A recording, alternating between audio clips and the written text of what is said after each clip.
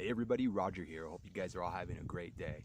I'm hanging out with my partner, and we're over at his sister's house in Colorado, and it's I thought it was a really cool view to take advantage of to make my next video. So here we are. I want to talk about this dangerous precedent that the media, possibly other avenues, are putting on all of us, the American people, probably even the world as well. And it has to do with deception and calling fake boogeyman entities or ideas as dangerous and something that we should be cautioning ourselves with. Case in point, for one thing, is everybody, or a lot of mainstream outlets, are making white people look bad, as well as calling a lot of white people inherently, naturally racist, and probably the biggest thing is saying that white supremacy is a dangerous topic at this point in time. Nothing could be further from the truth. This is all just bogus bullshit that tries to divide us and keep us apart, and they're trying to. This is what sells. This is what sells to the media. This is what makes them the money. And look, me, I'm even focused on it as well. So I've made my contribution unwarranted, not wanting to, making that contribution to reading these articles, to reading these stupid ass opinions that are just tearing us apart. So what I want to tell you is this: white supremacy is not a big issue these days. Maybe there's some people out there that are white supremacists, but they are not something that's going to overtake America. The ideologies of it is not going to take over America or the world, and it doesn't mean that all white people are like this. Also, as well, the gay agenda. As I've said multiple times in other videos, the LGBTQ+ community is dead. We've already gotten everything that we need, up to maybe some very minor points, but now they're trying to stick everything else in it. They're trying to bring in pedophilia. They're trying to bring in people on animal sex. They're trying to bring in kid drag queens, just bringing it into the schools, having drag queens perform at libraries, drag queen reading hour, little kids dressed in drag, trying to promote this lifestyle. It's ridiculous, it's sad, it's unnecessary, and let's stop it. So we're having the media influence all of us on all these things. And realistically, it's a very small percentage of people in the United States, in the world, that actually fall for this BS. So no, there's no such thing as white supremacy. There's, and again, if somebody in his house, or a family in their house, or a small little neighborhood want to think that way, they should be allowed to. I'm not going to be forcing somebody to like me for being a minority or a gay man. I'm not going to do that. That's just not fair. I don't need to force my ideologies on anyone. At the same time, censorship shouldn't be happening on these social media outlets, these social media platforms. Time and again, and especially ever since the Carlos Massa incident with Steven Crowder, censorship has been getting a lot worse, and people are being deplatformed, people are being depersoned, and it's getting ridiculous. Why shouldn't we have ideas, whether we agree with them or not, to not be shared on these platforms? We're not solving any problems, we're masking issues. I guess the benefit, the upside here, is that we're seeing alternative media actually, take a step up. I'm going to be more focused on like Gab, on Minds, and BitChute, now that things are kind of going a little bit crazy. So if you guys are following me here on YouTube, please start following me on BitChute. That's what I think I'm going to start gearing towards, and we'll see how it goes from there. But at least there, you won't be censored. However, when you try to look for things in Google, things are changing there algorithmically as well. Tongue twister there. And so when you try to search for certain things, like one person I'm a big fan of is, I love the channel TrutherTalk. And TrutherTalk, I forget your Vernice. I can't remember your name. I think it's Vernice. But she made this 19-part series of how to debunk a pro-vax zealot. and it was her just kind of explaining in detail. It's a very good watch, explaining in detail the arguments for and against vaccinations.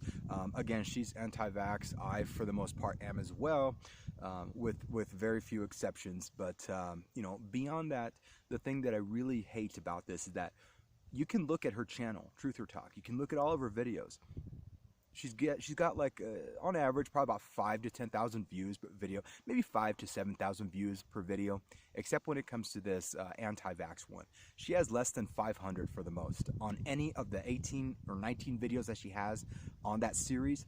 Less than 500 views. So please go watch that. I probably am going to get censored just for even saying this. My video is not going to be promoted or anything on YouTube. Again, it's selective. Everything is selective. You go to Google, you try to search for these things. It's not happening. We're being censored. We're being told what to think, and we're not being allowed to think for ourselves. There's another thing here. We have we have mass shootings happening. We have a lot of them not being reported. Since the Obama era, a mass shooting, I think, consists of 4 deaths by gunfire. So that would be like considered a mass shooting.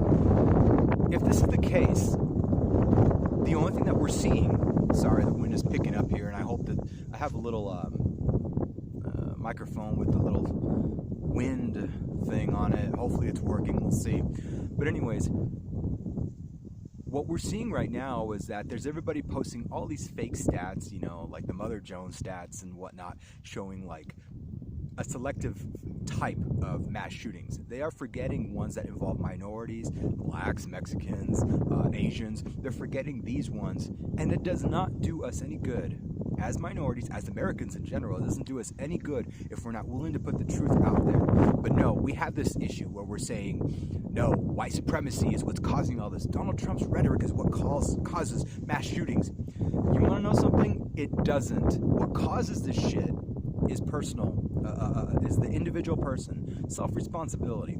Right now, everybody is riding on the coattails of blaming Donald Trump for everything, blaming white supremacy for everything. I'm sorry, but that's just not the case. I mean, you look at the Dallas shooter. He was motivated by Black Lives Matter. Is anybody going to bring that up? No. He's by the wayside. You can't hardly find a lot of things for him these days. You see a lot of cover-ups when it involves a minority committing, mass shootings or any sort of a crime that involves death or killing. You see it covered up. You don't see the headline saying, black man, Mexican man, Asian man, Filipino man, whatever, or woman. You don't see that. You see only white supremacists or white man because of Donald Trump's rhetoric. But then when you look at the headlines on any of the mainstream media outlets that talks about minorities, you will never see, or very rarely will you see, black man or Mexican, like I just said. And then if they do post that, maybe about a day or an hour later, they're going to change the headline to say something ambiguous. It's ridiculous. We're lying to ourselves. We're forgetting what personal responsibility is. We're blaming other people, like the president, for or a group, white people, for certain people who commit crimes.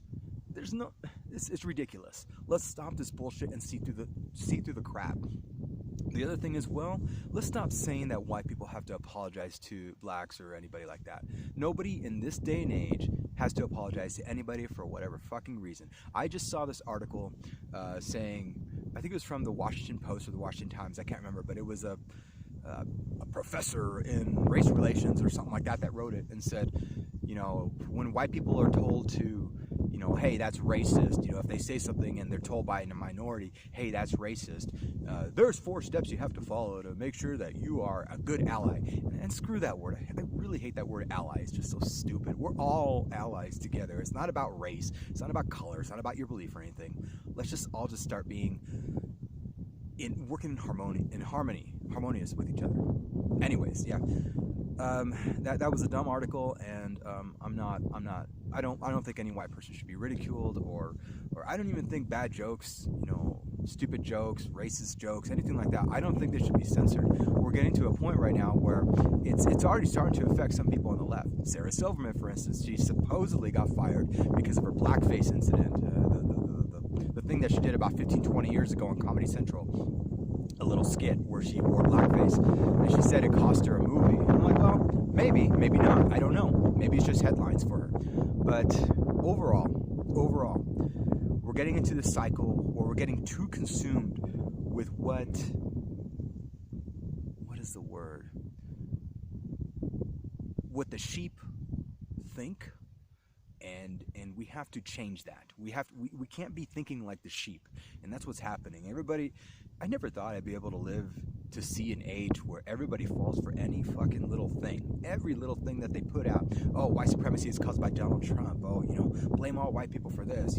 Mexicans could do no wrong. Mexicans, they're not bringing their best. Donald Trump said all Mexicans are bad. No, he did not. It's already been disproven. Donald Trump makes fun of disabled people by doing this. No, he did not. That was already disproven as well. Donald Trump has token black friends. No, Donald Trump has been around all these people. In this day and age, everybody says, oh, you always have to say that you do so many things for black people or Mexicans or minorities.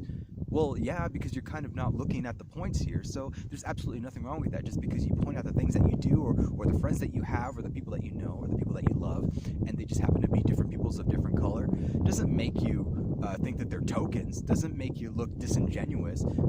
These people are constantly attacking you for dumbass reasons, so why not? Why not tell them all these things that you do?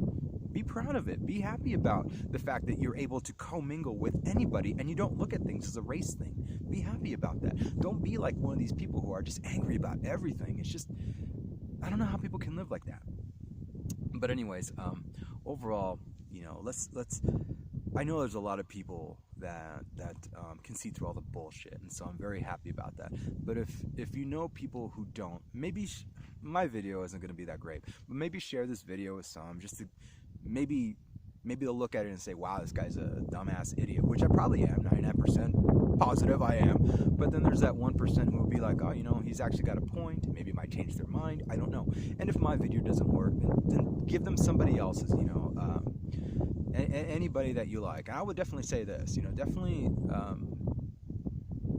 whether you're pro or anti-vax, I know I'm getting off on a different subject here, but whether you're pro or anti-vax, I would encourage you, because it is a life-changing thing and it affects the rest of your life. Watch these videos from TrutherTalk. I'm very saddened to see that she's getting censored in that respect. All of her other videos do okay as long as she doesn't talk about vaccinations. But yeah, check it out. Anyways, that's all I gotta say. What are you guys' thoughts on the current state of affairs? How everybody's blaming everybody. Everybody's blaming white people or white nationalists for crimes. When people are showing data regarding mass shootings, they say it's a white supremacist issue. They say it's a Donald Trump issue, Donald Trump's America, but they conveniently leave out Chicago murders, where it's four plus people being shot and killed. They leave out very important information that we can learn from and get past. What do you think about online censorship when it comes to deplatforming or depersoning people? Anyways, I would love to hear you guys' views. Like, hate, subscribe, unsubscribe, share, don't share. I do love it all. Peace out.